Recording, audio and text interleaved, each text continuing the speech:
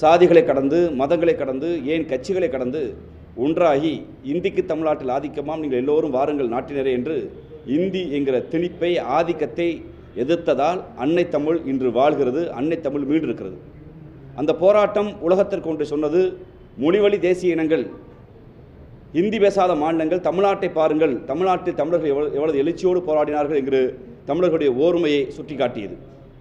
நாட்டின் விடுதலைக்கு பின்பு அமைந்த அரசியமைப்பு சட்டத்தில் வெறும் வேலைவாய்ப்பில் மட்டும் இடஒதுக்கீடு இருந்தபோது கல்வியில் இடஒதுக்கீடு வேண்டும் என்கிற கோரிக்கையை தந்தை பெரியார், பேரறிஞர் அண்ணா, முத்தமிழர் தலைவர் கலைஞர் உள்ளிட்ட திராவிட இயக்கத்தினர் வைத்தபோது கட்சிகளை கடந்து கர்ம வீரர் காமராஜர் உள்ளிட்ட எழிலடங்காத தலைவர்கள் அதை ஆதரித்தார்கள்.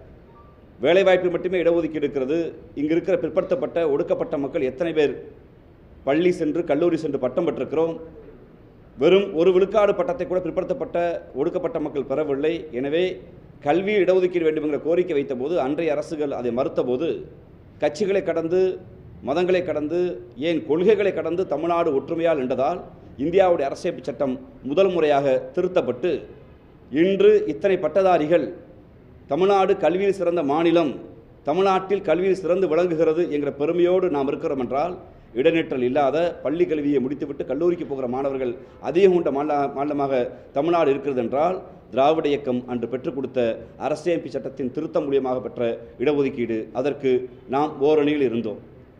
மாநில உரிமை பாதிக்கப்பட்ட போது எல்லா மாநிலங்களும் அமைதியாக இருந்தது. பேரறிஞர் அண்ணா என்கிற பெருமகன் எங்களுடைய மூலகர்த்தா பாராளுமன்றத்தில் ஒழித்து மாநில சுயாட்சி என்கிற ஒரு புதிய விதியை உண்டு செய்தார். அந்த புதிய விதிகள் மூலமாக அரசியமைப்பு சட்டத்தில் மாநிலங்களுடைய விவாதம் வாதிக்கப்பட்டது. பேரறிஞர் அண்ணாவுடைய அந்த விவாதத்தை இன்று யார் கட்சி ஆரம்பித்தாலும் மாநில சுயாட்சி என்கிற முழக்கத்தை தமிழ்நாட்டில் வைக்கிறோம் என்றால், அன்று ஓரணியில் தமிழ்நாடு இருந்ததால் மாநில சுயாட்சி மீட்கப்பட்டது. உங்களுக்கு நன்றாக தெரியும், இந்தியாவில் பழக்க வழக்க சட்டத்தின்படி சாதி ரீதியாக தொழில்கள் பாகுபடுத்தப்படும் பொழுது இன்றும் சாதியின் பேரில் நீங்கள் தொழிலை செய்யுங்கள், குலக்கல்வியை செய்யுங்கள் என்று மோடி அரசு சொல்கிற போது, அன்றைய ஆட்சியாளர்கள் கொண்டு வர முயற்சித்த போது ஓரணியில் தமிழ்நாடு நின்று குலக்கல்வியை நாங்கள் எதிர்க்கிறோம், குலக்கல்வி என்பது சாதி தொழிலை ஆதரிக்கிறது, குலக்கல்வி என்பது சாதியை ஆதரிக்கிறது, குலக்கல்வி வேண்டாம் என்று கட்சிகளை கடந்து, சாதிகளை கடந்து, மதங்களை கடந்து தமிழர்கள் நாம் நின்றதால் குலக்கல்வியை ஒழித்தோம். அதோடு மட்டுமில்லை, இன்று எத்தனையோ எண்ணிலடங்காத இளைய தலைமுறைக்கு தெரியும், இந்தியாவுடைய கிரிக்கெட்டில் எத்தனை வீரர்கள் ஆடினாலும் அவர்களுக்கு பின்பு ஒரு சாதி தொங்கிக் கொண்டே இருக்கும். எண்ணிலடங்காத மூத்த அதிகாரிகளுக்கு பின்பு, அமைச்சர்களுக்கு பின்பு சாதி பெயர் தொங்கிக் கொண்டே இருக்கும். ஆனால் தமிழ்நாடு ஓரணியில் நின்றதால் நாங்கள் எல்லோரும், எங்களுக்குள் சாதி இருந்தாலும் அந்த சாதி என்பது ஒரு அடையாள கூறாக இருந்தால் கூட, அந்த அடையாளம் என்பது அடுத்தவருடைய வீழ்த்துவதற்கோ அடுத்தவரை தாழ்த்துவதற்கோ பயன்படக்கூடாது. அந்த மன இறுக்கத்திலிருந்து தமிழ்நாடு விடுபட வேண்டும், சாதி ஒழித்தலை தமிழ்நாடு கையில் எடுக்க வேண்டும் என்ற தந்தை பெரியாரின் கோரிக்கையை, திராவிட இயக்கத்தின் கோரிக்கையை தமிழ்நாடு அன்று ஏற்றுக்கொண்டதால் இன்னைக்கு நமக்கு பின்பு இருக்கிற சாதி பட்டம் ஒழிந்து போனது. ஓரணியில் நின்றோம். ஜல்லிக்கட்டுங்கிற விளையாட்டு ஒட்டுமொத்த இந்தியாவை எதிர்த்த போது தமிழ்நாட்டுடைய இளைஞர்கள் வீதிக்கு வந்து நின்று ஓரணியில் நின்றார்கள். கட்சிகளை கடந்து, சாதிகளை கடந்து, மதங்களை கடந்து ஓரணியில் நின்றார்கள். ஒன்றே குலம் ஒருவனே தேவன் என்கிற தத்துவத்தை எல்லா மதங்களையும் கடந்து பேரறிஞர் அண்ணா இந்த மண்ணில் விதைத்தார்.